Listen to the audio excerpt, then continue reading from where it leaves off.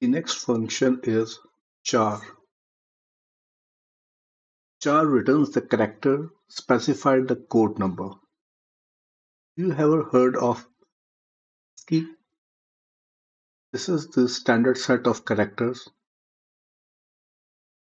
and there are some control characters. And then we have ASCII printable characters. They were go up to 126, and then they were extended to include some other characters, and they go to 255. So why it is limited to 255? Because this is an old set of characters. Because in 1 byte you can save up to a numeric number of 255, starting from 0 and go up to 255. This gives you 256.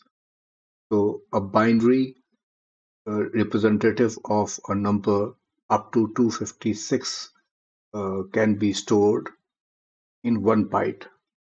So these are standard set of characters. Let's see how this function works. It's a simple function. For example, if I say is equal to char 65, so this gives me capital A.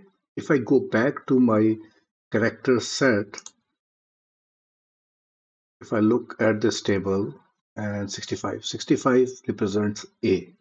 So from this table through the code, you can get that character.